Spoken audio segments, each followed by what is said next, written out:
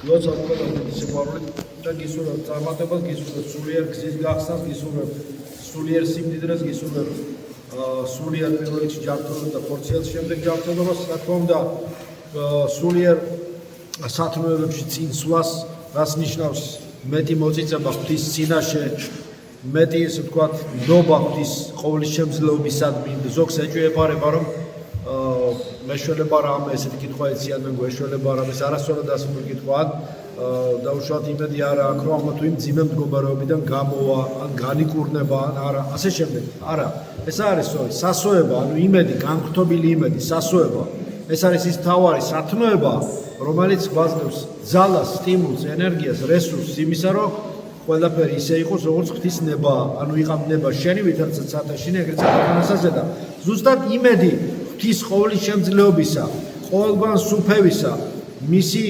დიდებისა, მისი ახლოს მყოფობისა, იმისა რაც ჩვენში არის, უფალი რომ ჩვენშია და ჩვენ ვართ მასში, ამის იმედია, ეს არის სასოება და ეს არის უფლის ყოველგან მყოფობის მისტიკური მეტაფიზიკური შეგრძნება, საიდუმლოთა საიდუმლო, ეს არის აუხსნელი გამოუცნობი შეგრძნება უფლის ახლო მყოფობისა, რაც ვადებს მისადმი უდიდეს პატივისცემას, თაყვანისცემას, როგორც არის დათქვამი დიდი კვერექსის ბოლოს. რამეთუ შვენი შენ და ყოველი დიდება, პატივი და თაყვანისცემა.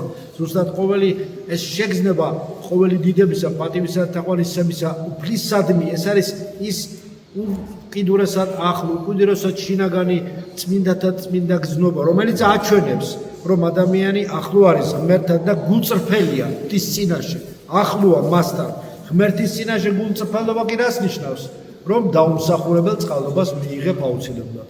ღმერთის წინაშე გულწრფელობა ნიშნავს იმას, რომ უფალი აუცილებლად განკურნავს შენ. გახსოვთ ხომ როგორ იყო სახარებაში როგორ წერია, თქვა და მიწაზე დაანერწყვა, ნერწყვით ტალახი მოზილა და თვალებზე წაუსვა ბრმას. ხომ გახსოვთ ბრმას და უთხრა წადი მოიბანე შილუახის საბანელში და განიკურნებიო და მოიბანა უფლის მიერ მიცემული ეს ტალახი რომ წაუსვა ესე მიცემული ეს სასწაულის შედეგად და მისი თვალნი განიკვდა. რას ნიშნავს ეს? ის იმას ნიშნავს, რომ ქრისტე ღმერთს ყველაფერი შეუძლია.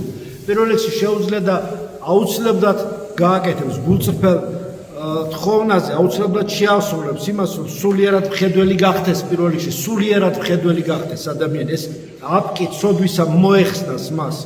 და ისეთი მალა მოსჭირდება ადამიანს თავისი სულიერი თვალებისთვის, სულიერი მზერისთვის, როგორც ზუსტად უფალი ჩვენი იესო ქრისტე განუმზადებს მას და მისცემს.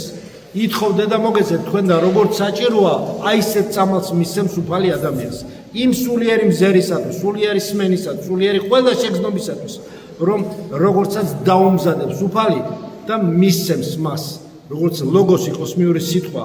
და ეს ღვთაებრივი ნერწყვი, ასე ვთქვათ, შეზავებული ჩვენს მიწასთან, ჩვენს სულიერი შეზავებული ჩვენს სხეულებრივ ასპექტთან, მიწასთან, ჩვენს თიხაბუნებასთან, რომლისგანაც გამოძერწილნი ვართ, რომელიცაც უფალიც ასევე მოვიდა ცოდვის გარეშე სრულ კაცად და დაგვინათესავა ჩვენ ასევე. ჩვენ როგორც ადამიანური, ღვთაებრივი და ადამიანური კაცური ბუნება, რომელიც ცოდვის გარეშე იყო, ხო, სრული კაცი და სრული ღმერთი. აი ესეთ ადამიანად მოსული უფალი აუცილებლად ჩვენს მკურნალობას გაგვიწევს და სულიწმინდა ჩვენს ცხოვრების ყველა გარემოებას გამოასწორებს თანდათანობით. ეს არ არის ერთი დღის საქმე.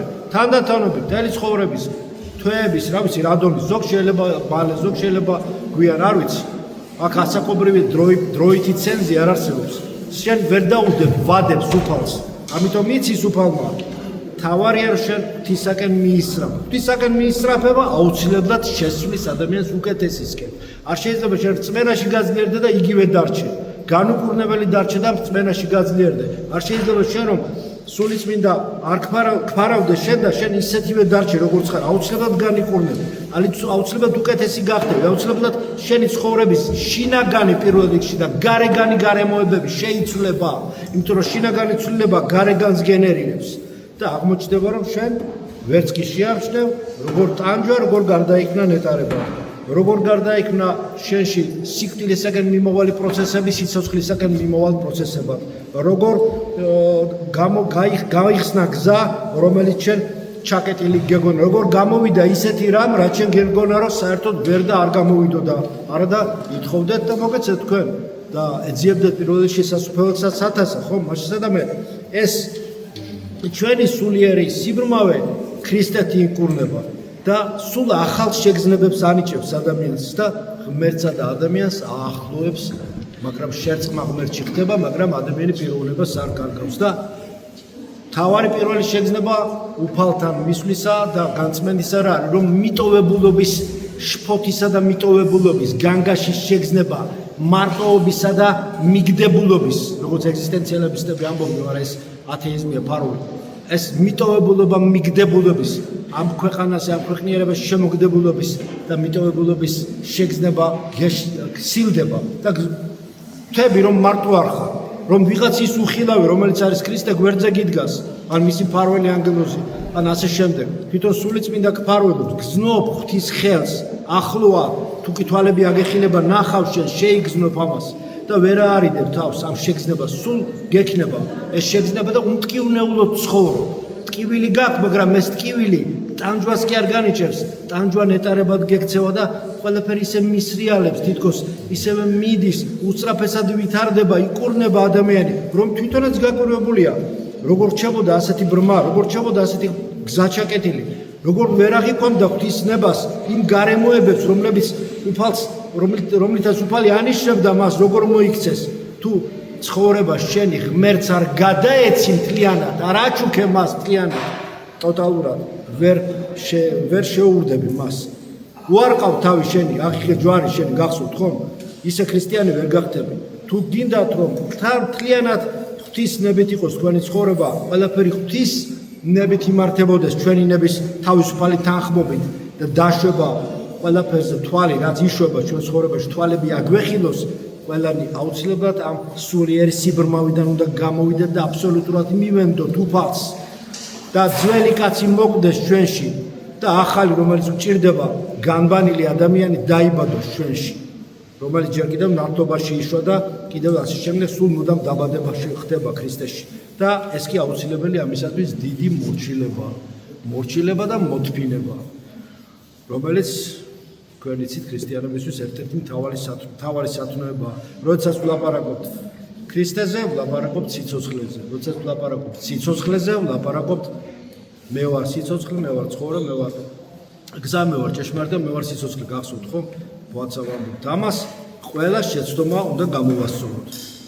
რათა კონფლიქტში არ მოვიდეს ჩვენი ნება ღვთისნებასთან. ყველა შეცდომა გამოვასწოროთ, რომ ჩვენში მყოფი ქრისტე, რომელთაც ზიარებით შემოდის, მას მივცეთ საშუალება, რომ გამოასწოროს შინაგანი ჩვენი ბუნება და გარეგანი ჩვენი ცხოვრება, რომ სრულ ჭეშმარიტებაში შევიდეთ, შეგვიყვანოს და მივიღოთ ეს შიგნით ჩვენში მცხოვრებ ქრისტეს საერთო ცოდვასთან არაფერი არ აქვს. ჩვენ რო ვეზიარებით, ყველა ცოდვა იწვება და განიდევნება, მართლაც ვამბობ ციტყვებს, შეეხურა ბაგეთა ჩემთა უჯლოებათა ჩემთა მომიტევებს და ცოდვათა ჩემთა განსმენს და გვასწავლის, როგორ გავცოცხლდეთ უფრო, როგორ წავიდეთ წინ და ქრისტეს მიერ ცხოვრებას ვეზიაროთ. უბედობის აი ეს საიდუმლოს მიღების შემდეგ, რაც ხვალ იმედია თქვენ, რასაც თქვენ ყველა მიიღეთ, რაშიც წარმატებას ყველას გისურვებთ. მადლობთ შეშვენს იესო ქრისტეს, იყოს თქვენ ყოველთა თანა. ამენ.